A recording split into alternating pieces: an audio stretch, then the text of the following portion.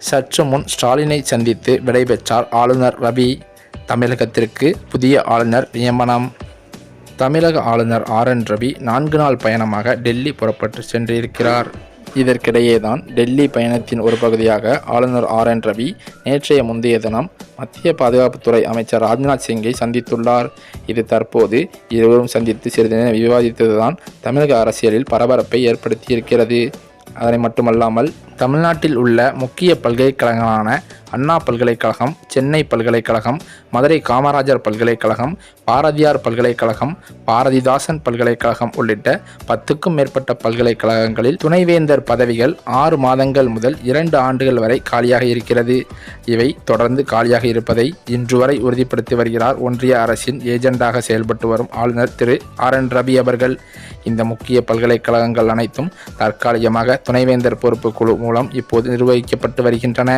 இது நிர்வாக முடிவுகளில் தாமதத்தை ஏற்படுத்தி தமிழ்நாட்டின் உயர்கல்வி வளர்ச்சிக்கு சவால்களை உருவாக்கி வருகிறது. மாணவர்களின் கல்வி மட்டுமல்ல, பாதுகாப்பும் கூட கேள்விக்குறியாகி வருகிறது. அண்ணா பல்கலைக்கழக வளாகம் புதர்மண்டி பராமரிக்கப்படாமல் இருந்த காரணத்தினாலேயே அங்கே தமிழ்நாட்டையே உலுக்கிய பாலியல் வன்முறை சம்பவம் நடந்தேறியது. இந்த பல்கலைக்கழகங்களில் பேராசிரியர்களுக்கு ஊதியம் வழங்குவதில் தாமதம், மாணவர்களுக்கு புதிய கல்வி வாய்ப்புகளை வழங்குவதில் தாமதம், வெளிநாட்டு கல்வி நிறுவனங்களுடன் ஒப்பந்தங்கள் மேற்கொள்வதில் தாமதம் என பல வகையான நிர்வாக சிக்கல்கள் உருவாகியுள்ளன. இந்த நிர்வாக சிக்கல்கள் நீடித்தும் வருகிறது. இதற்கு முழு காரணமாக இருப்பது தமிழ்நாட்டின் ஆளுநரை பின்னால் இருந்து இயக்கும் ஒன்றிய அரசுதான். மேலும் தமிழ்நாடு அரசு 2022 சட்ட மசோதாவை நிறைவேற்றியது. இந்த சட்ட மசோதாவுக்கு உச்சநீதிமன்றம் 2025 ஒப்புதல் அளித்து அது அரசிதழில் வெளியிடப்பட்டது. இருப்பினும் ஆளுநரின் தூண்டுதலால் இதற்கு எதிராக வழக்கு தொடரப்பட்டு சென்னை உயர்நீதிமன்றம் இந்த சட்டத்துக்கு மே 2025 இடைக்கால தடையும் விதித்துவிட்டது.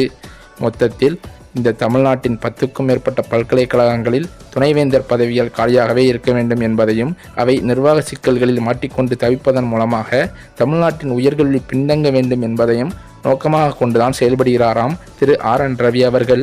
இப்படியாக தமிழ்நாட்டுக்கு கிடைக்கப்பெறும் ஒவ்வொரு நலத்திட்டங்களையும், அதில் சட்டப்பேரவையில் நிறைவேற்றப்படும் ஒவ்வொரு சட்ட மசோதாக்களையும் நிலுவையில் வைத்துக்கொண்டு சட்ட ஒழுங்கை கெடுத்து கொண்டிருக்கும் இதன் காரணத்தினால் தற்போது வரை தமிழகத்தில் ஆளுநரை மாற்ற வேண்டும் என்று அரசியல் கட்சி தலைவர்கள் பலரும் பேசிக் கொண்டிருக்கும் இந்த சூழ்நிலையில் தமிழ்நாட்டின் ஆளுநர் RN ரவி அவர்கள் டெல்லி சென்றதற்கு காரணமே அவர் பதவியை ராஜினாமா செய்துவிட்டு கிளம்புவதாகத்தான் தகவல்கள் வெளியாகியுள்ளது.